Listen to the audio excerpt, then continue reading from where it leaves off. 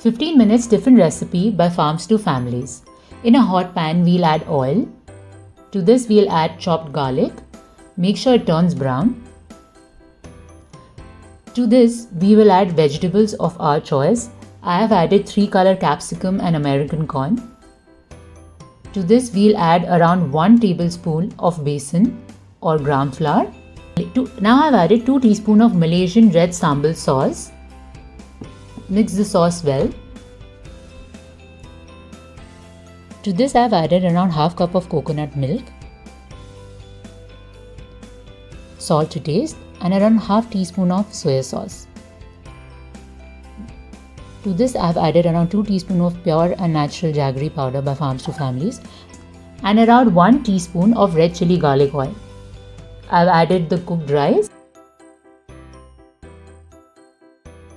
Now let's pack the lunchbox. Here we'll add the Malaysian rice, some lemon, some spring onions.